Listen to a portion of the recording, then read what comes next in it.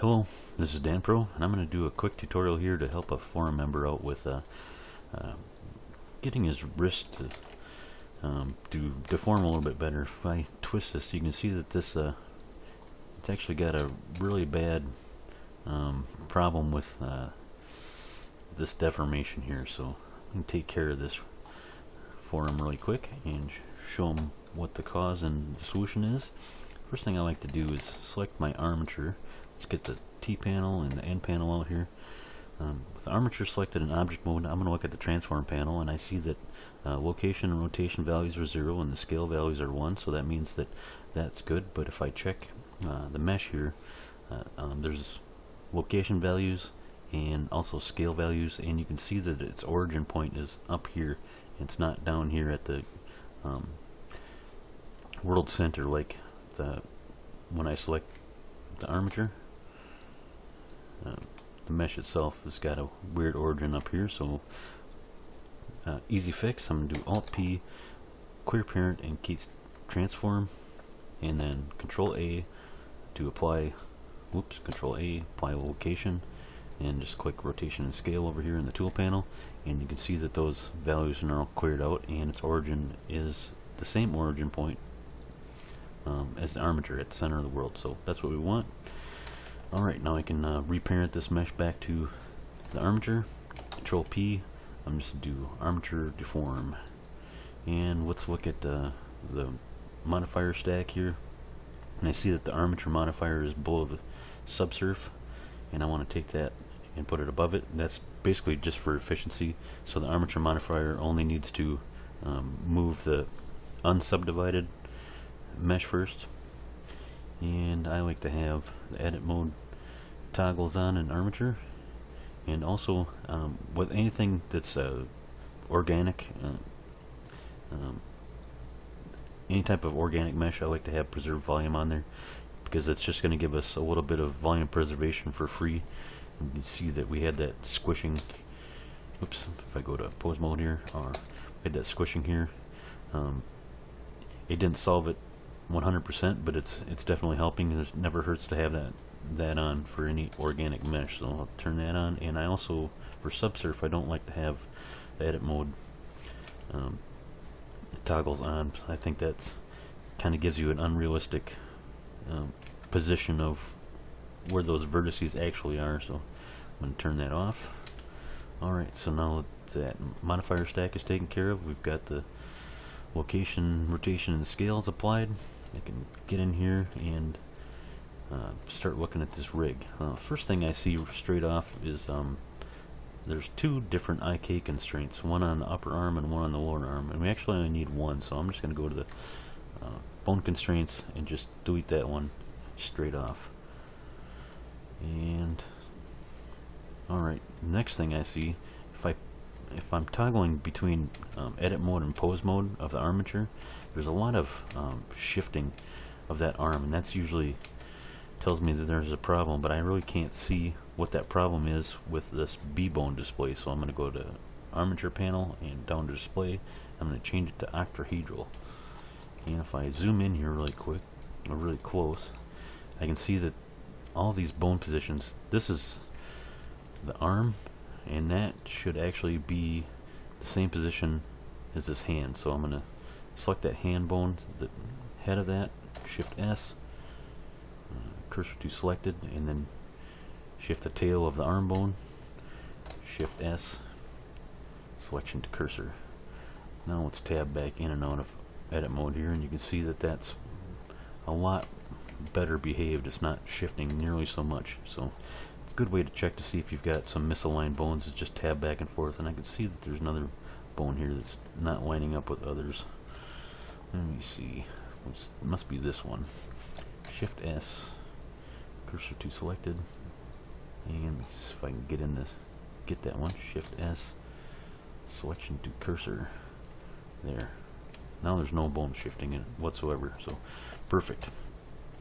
Let's take a look at this IK constraint here, and I can see the chain length is 2. That's perfect. That'll work for the forearm and this upper arm, but we don't have a pull target set, and I noticed that there was a pull bone back here. I'm gonna actually reposition this. Let me just delete it here instead. I'm gonna delete the bone and just far easier just to make a new one here. So let's go top down mode, and I'm gonna extrude on the Y, create a new bone, and then I want to disconnect it. Alt P, clear parent, and GY, and that basically just made it so this bone is directly at that point there. And let's just call this what's it called? Arm.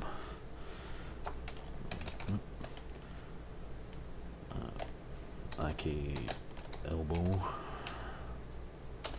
Alright, rename that bone, and now let's set this up to use that bone. So go to the armature, select the bone. Let's see, where's IK elbow. Alright, now when I put that on there, you notice that those bones shifted just a little bit. So that's easily fixable, and it's often something you have to do with an IK constraint, is set this pull angle. I'm just going to kind of tab back and forth here, try to do this by eye. Looks like I need to go that way here.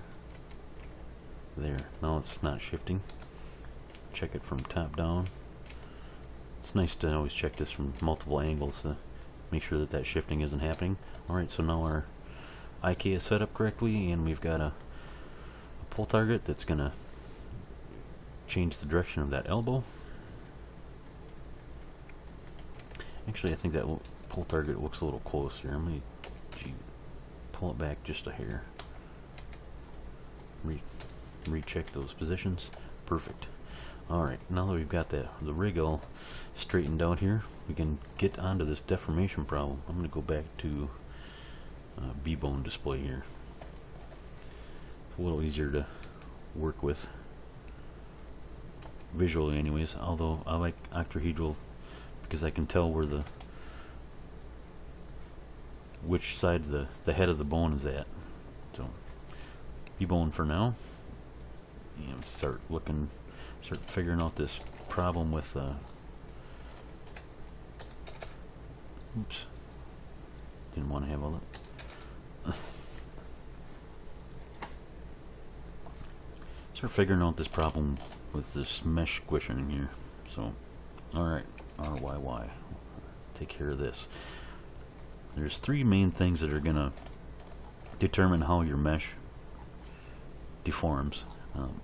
One is bone position, and I can see that these are positioned pretty good. That's a decent place for a wrist bone. And the second thing would be the topology of your mesh. And when I look at the topology in here, generally wherever there's a joint, I like to have an edge loop. If I select this one, very near that, and this looks okay. I might be able to slide that up just a little bit, but I also like to have two supporting loops on either side. And you can see that all the other vertices, this other loop is pretty far away, so if we add two supporting loops on either side of this, that's probably going to help straight off on that deformation. But of course we're going to have to go in there and weight paint that to make it look better. Let's get rid of this twisting issue, because I know that that was the main problem the forearm member was having problems with, and we can do that with segmented bones. So I'm going to select this forearm and go to bone properties, come down to deform options, and I'm going to add segments to this bone. So let's go to 10 segments, and you can see the segments were added here, but now the bone has got this kind of a wavy look to it, and that's actually not what we want. We don't want our forearm to be flopping around like that, but that's easily fixable. Let's select the bone again, and if we change the ease in and ease out values to 0, that's going to straighten that bone out. But if I select the hand, RYY, you can see that it does a really nice interpolation. All those bone segments is basically like subdividing the bone, only you're not subdividing the bone, you're still using a single bone. So that pretty much solved most of that right there, just using segmented bones on that forearm. A little bit of weight painting, and we can clean up the rest of it. So let's just get into that. Go to weight paint mode, select the mesh, weight paint, Go to tools. I like to use a different or a very low weight when I'm weight painting. 0.025. Let's do add, auto normalize, and options. Let's take a look. Looks like we've got mask on down here. I'm going to turn that off temporarily, and Z so I can see the topology. It's very hard to weight paint with all this blue, I think, so I want to change this to active. And now when I select this hand bone, you can see the black. It just really I think it's far better to see what the weights actually are, and where your vertex groups are actually extending to here. So I need to select the control bone, then that, so I can actually pose this. Start cleaning up some of these weights. Go back to tools. Let me add a little bit here. Now, I just find that low weight really helps you, or really helps me anyways, get some fine control over where my weights are. And auto normalize is almost a must. As I'm adding weights to this bone, auto normalize is taking the weights from the other bones, and it's basically keeping all the weights at 1. So the only time that auto normalize doesn't do very well is if you've got 3 or more bones acting on vertices. Then other methods are needed. So, but auto normalize for most things, I suggest turning it on, and you can see that we've got a better deformation right there, and our twist is, oops, let me select that, and our twist is far nicer. You can actually probably add a little bit there just to smooth it out just a hair. So there we go, a little bit of weight painting. Add some segments to our forearm bone after cleaning up some of the other issues. We'll go out of object mode and out of wireframe. A few minutes, you'll have a nicely deforming wrist with not nearly the problems. That segmented bones really probably won't fix 100% give you 100% accuracy. So weight painting is only going to get you so far. I always like to add corrective shapes, and then add drivers to, when I rotate in certain directions, to auto apply those drivers, or those shape keys, corrective shape keys.